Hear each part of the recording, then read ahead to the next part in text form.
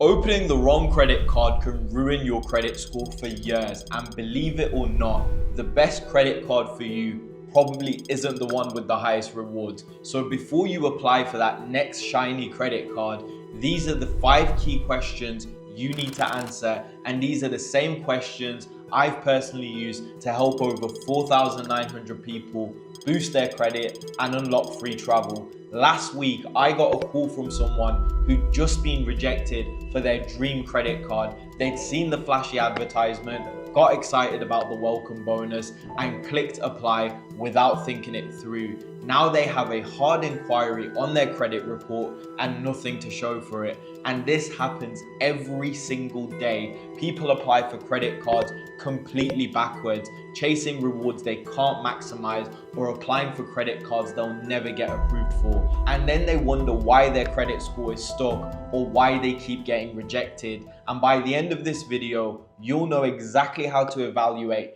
any credit card before you apply. And more importantly, you'll never make the costly mistake that can damage your credit for years. But before we dive in, if this content helps you, makes you financially better decisions, drop a like, drop a comment, and drop a subscribe. So the first question you should ask yourself is, why do you actually want this card? And this is the first question that trips up most people. And it sounds so simple, but it's not. I ask people all the time, why do you want a new credit card? And I get answers like, well, I saw this ad, or my friend told me, or it seemed like a good deal. Those aren't reasons, those are impulses. Last month, I worked with someone who wanted a travel rewards credit card because the welcome bonus looked amazing. When I dug deeper, I discovered they hadn't taken a vacation in 3 years and had no travel plans. They were about to optimize for a lifestyle they didn't even live. You need to be crystal clear about your goals because different goals require completely different strategies. Maybe you're looking for rewards, cashback, points, or miles, but here's what most people don't understand. Cashback is simple and works for everyone, but points and miles are only valuable if you're willing to learn a complex system. I've seen people choose points cards because they think they're better than cashback, then never redeem their points properly and would have been better off with a simple cashback card. Or maybe you want to build your credit. If that's your goal, you need cards with lower approval requirements, and you should focus on payment history rather than rewards. Getting rejected for cards hurt your credit score, so it's better to get approved for a basic credit card and build your history than to get rejected for premium cards. Perhaps you're trying to consolidate a debt with a 0% intro APR card. That's smart, but only if you use it to actually pay down the debt, not to justify taking on more debt. I've seen people transfer balances to 0% cards and then max out their original credit cards all over again. That's financial suicide. Or you might just want the sign-up bonus, and welcome bonuses can be incredibly valuable, but only if you can meet the spending requirements without changing your normal habits. If you have to spend extra money to get the bonuses, you're not really getting a bonus here. Now, the second question you need to ask yourself is, what does your financial health actually look like? And this is so key because this is where most people lie to themselves. They know their credit score is somewhere around the 700, but they haven't checked it in months. They think they have a pretty good credit score, but they're not sure what that means for approval odds. So before applying for any credit card, you need to honestly assess where you're standing financially. Your credit score determines everything: what cards you can get, what limits you'll receive, and what terms you'll be offered. If you're at a 680 credit score, you can get approved for most basic cards and some mid-tier cards. You should focus on building history and keeping utilization low, not chasing premium rewards cards. If you're at 740, you can get approved for premium cards with excellent terms. This is where rewards optimization starts to make sense because you can actually access the good cards. If you're at 800, you can get approved for any credit card you want with the best possible terms. You should be maximizing rewards and taking advantage of the welcome bonuses. But here's what really matters: your utilization ratio. If you've already carrying a balance on existing credit cards, adding a new credit card might help by increasing your total available credit, but it might also tempt you to spend more. I've worked with someone who had 5 credit cards, all with balances, and they wanted to add a 6th credit card for the rewards. The rewards were meaningless because the interest they were paying for exceeded any rewards they could possibly earn. And your payment history tells the real story. If you're not consistently paying in full every single month, you shouldn't be applying for rewards credit cards. You should be focusing on debt repayment and building better financial habits. I also look at timing. If you've applied for credit recently, cards, loans, mortgages, you should wait before applying for another credit card.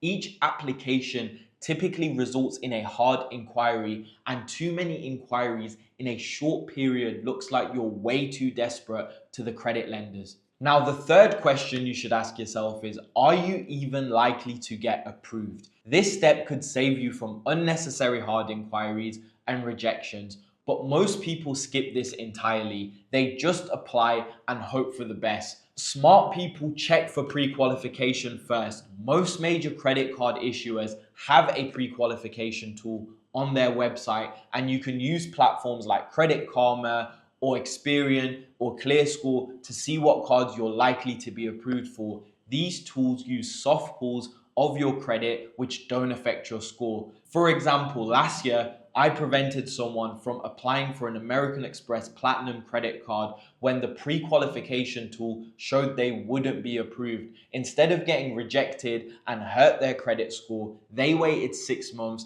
improved their profile, and then got approved easily. Some issuers will send you pre-approval offers in the mail or show them when you log into your existing accounts.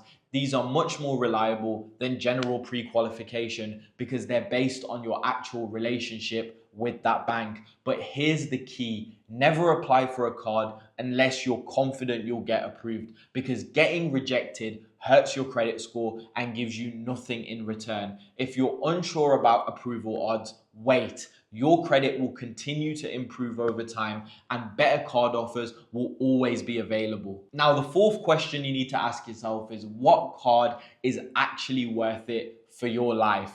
This is where the rubber meets the road. Most people see a big welcome bonus or high rewards rates and apply without understanding the full picture. Let me tell you about someone I worked with last year. They got excited about a credit card that offered 5% back on travel because they thought they traveled a lot. When we calculated their actual travel spending, it was £200 per year. That 5% category was worthless for their lifestyle. You need to analyze the benefits realistically. Can you meet the sign-up bonus spending requirements with your normal expenses? If you have to spend extra money to get the bonus, factor that into your calculations. Does the reward structure actually match your spending patterns? A credit card that gives 5% on dining is amazing if you spend £500 monthly on restaurants, but worthless if you cook at home most of the time. If there's an annual fee, can you offset it with perks you'll actually use? Don't pay for airport lounge access if you fly twice a year. Don't pay for hotel statuses if you prefer Airbnb. And watch out for hidden costs. Foreign transaction fees can add up quickly if you travel internationally or shop online from foreign websites. Some credit cards have penalty rates of 30% if you make a late payment. Others have restrictions on how you can redeem rewards. I once helped someone discover that their cashback credit card that they were so happy about actually required a £25 minimum redemption and only let them redeem for gift cards. That's not really cashback at all. Now, the fifth and final question I really want you to ask yourself is, what will this card actually be worth to you? This is the step that most people skip, and it's the most important one. You need to calculate the actual value you get from the card over the first year. Here's how I do it. I take someone's actual spending patterns and calculate how much they'll earn in rewards. Be realistic about your spending in each category. Don't use hypothetical scenarios. Then I subtract all costs, annual fees, foreign transaction fees, if applicable, and the opportunity cost of what rewards they'd earn with their current cards instead. Next, I assess benefit usage realistically. Will they actually use those travel credits or will they expire? How many times will they realistically use lounge access? Will hotel status provide value based on their travel patterns? Finally, I calculate the sign-up bonus value using conservative estimations, not inflated marketing values. Let's just take 50,000 points that might be marketed as worth up to £1,000, but the realistic cash value might only be £500. Let me give you a real life example. I worked with someone choosing between three cards. Card A gave 2% cash back on everything with no annual fee. Card B gave 5% on groceries, 3% on gas, and 1% on everything else and no annual fee. And then card C gave 3x points on travel and dining with a £95 annual fee and 60,000 point welcome bonus. This certain individual's spending was £1,000 on groceries, £300 on gas, £200 on dining, and £100 on travel, and £400 on everything else monthly. Card A would have given them £480 in value per year. Card B would give them £792 in value per year. Card C would give them £312 in ongoing rewards minus the £95 fee plus a £600 welcome bonus. The first year, Card C won with £817 total value, but ongoing years, Card B won with £792 versus £217. The choice depends on whether they valued the one-time bonus over long-term earning potential.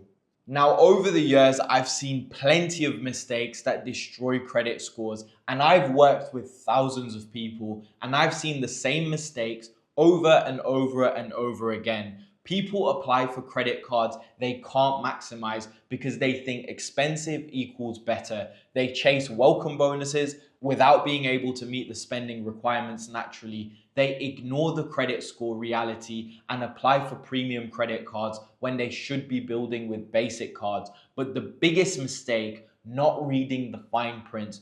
Always understand when bonuses post, how categories are defined, and what counts towards spending requirements, and what redemption restrictions exist. Last month, I worked with someone who thought they were getting 3x points on all dining, but the card excluded takeout, bars, and food delivery. They were earning 1x point on most of their food spending without even realizing. And you know what? Sometimes the best decision is not to apply at all. Don't apply if you're carrying balances on existing credit cards. Focus on debt repayment first. Don't apply if your credit score is too low for your target card. You'll just get rejected and hurt your score even more. Don't apply if you've applied for credit recently. Space out your applications to avoid looking desperate. Don't apply if you can't meet the welcome bonus requirements naturally. Forced spending kills the value of the credit card.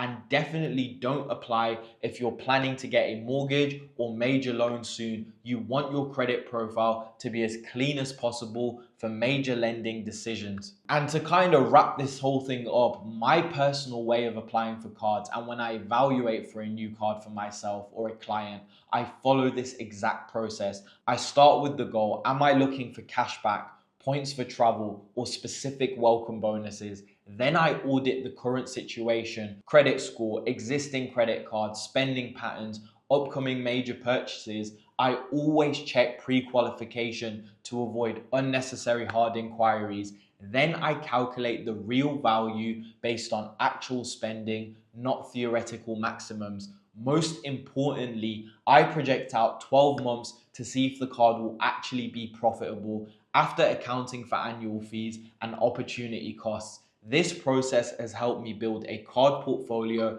that earns thousands in rewards every single year while maintaining an excellent credit score. More importantly, it's helped thousands of people avoid costly mistakes and choose cards that actually accelerate their financial goals. Now, these 5 questions that I've gone over with you will save you from making expensive credit card mistakes. Before you apply for any credit card, go through each question honestly. If you can't give clear, confident answers to all 5, you're not ready to apply yet. The goal isn't to have the most credit cards or the highest reward rates. The goal is to have the right credit cards that match your lifestyle and financial situation. If this framework helps you make better credit card decisions, drop a like, drop a comment, and drop a subscribe. Let me know in the comments what your biggest takeaway was, or if you have questions about evaluating specific credit cards. Remember, the best credit card for you is the one that fits your actual life, not your aspirational life. Take the time to answer these questions properly, and you'll never waste a hard inquiry or pay for benefits that you won't use again.